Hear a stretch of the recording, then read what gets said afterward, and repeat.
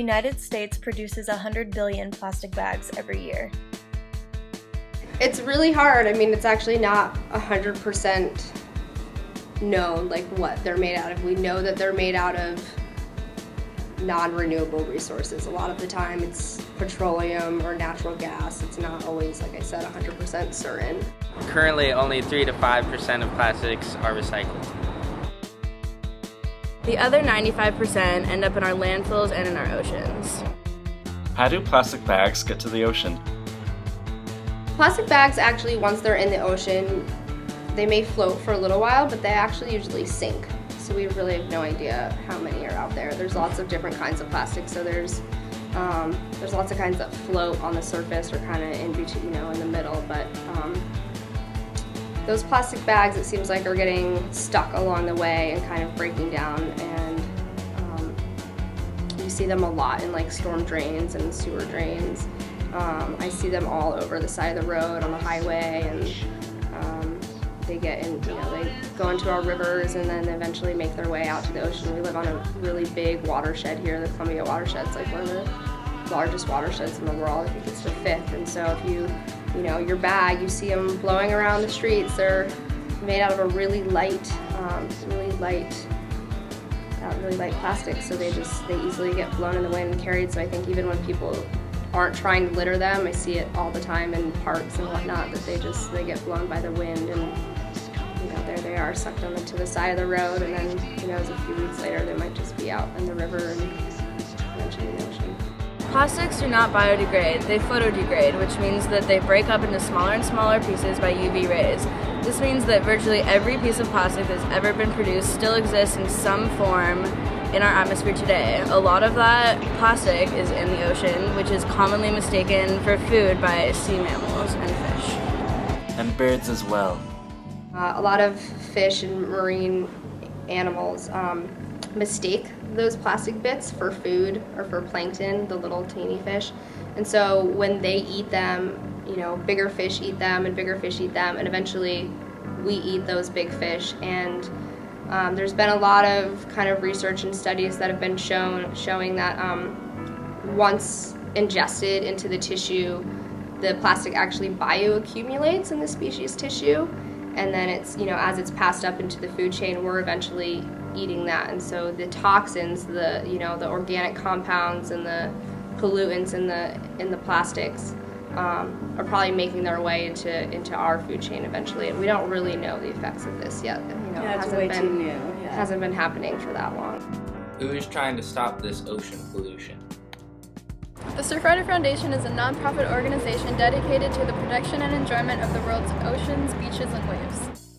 We work on other political campaigns also, like the bottle bill, and working on marine reserves out on the Oregon coast, protecting actual area in the water, kind of like how we have national protected parks or something, but actually protecting a part of the ocean where people aren't allowed to fish, or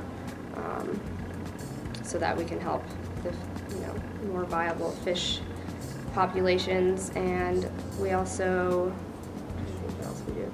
We've been working with organizations that are starting up wave energy out on the coast to try to help be in that discussion, so that we can help say where we want these things if they are going to be here. And it's a great I guess option for a sustainable energy use, but we want to make sure they're not very invasive and harming fish and wildlife and recreational use for surfers and kayakers, and also for mainly fishermen. Why are you fighting against plastic?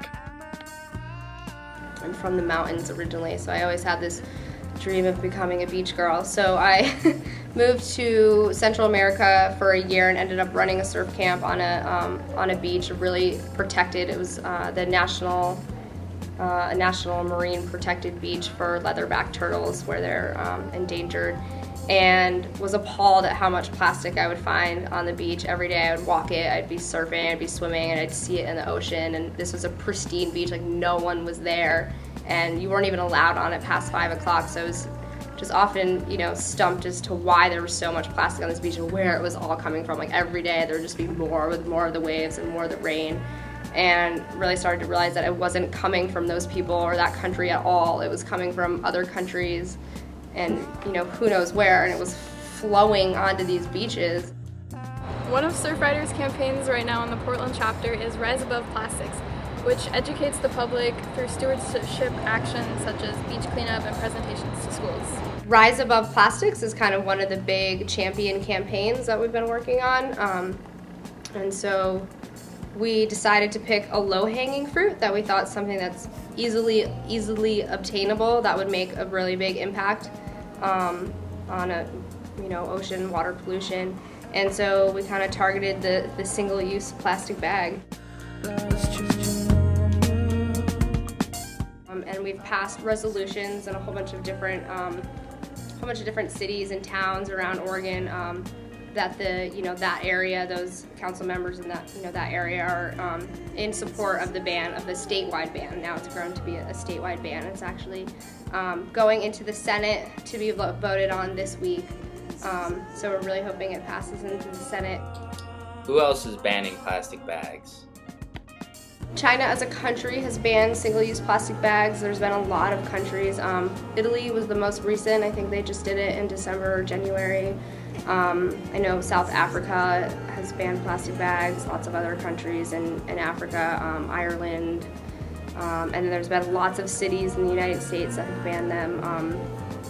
I think, San Francisco was the first, and I think LA County recently banned single-use plastic bags, which is has a bigger population than our entire state.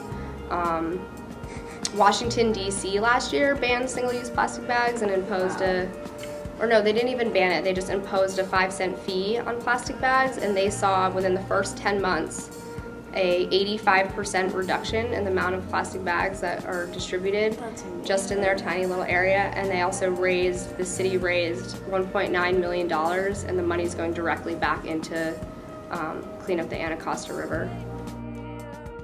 What can we do to help? I think one of the main things that people can do, and what we were trying to teach the kids here today about, is pick the low-hanging fruit, the easy things that will make a big change if everybody does them. It's just the simple using less, reducing your amount of plastic consumption. Here are 3 easy ways to reduce your plastic footprint. First, reduce. When possible, buy your food and other items in bulk to reduce on plastic packaging. Hold on to your butt. It's best not to smoke, but if you do, make sure you dispose of your used cigarettes in a proper waste container. Cigarette butts are the #1 litter component found on the beach. Reuse. Cut down on single-use plastic bags and water bottles by buying reusable plastic bags and water bottles. Cut back on your use of fertilizers. Excess fertilizers that make it into your waterways can cause harmful plankton blooms that can harm fish, marine mammals, and other sea life. Recycle. Make sure and recycle each and every plastic item you use. Don't hose down your driveways. Not only does it waste water, but it causes oil and other pollutants to end up in our oceans. Use a broom and dustpan instead. You guys can also, there's lots of events you can always volunteer at. You can come out, you can do the same thing, educate to other people. You can donate. We have lots of fundraisers and stuff. You can come to those, even just $5 to watch a movie, and a surf movie or something, but you're helping that cause. If you want to stop waste washing up on our shores, then write to your senator or your local state representatives today and clean up our beaches. We still live in a democracy, so you need to know who your representatives are. You need to shoot them an email or a phone call every once in a while and tell them what bills are important to you that you want to see being passed. And I think that's a really, really important thing that a lot of young people don't think always necessarily take advantage of. Those people are our representatives, so they're willing to even, sit down, have a meeting with you, have a cup of coffee, and they will reply to your letters and your emails, and it's just about making your voice heard and spreading that message and getting more people to take that action and do that.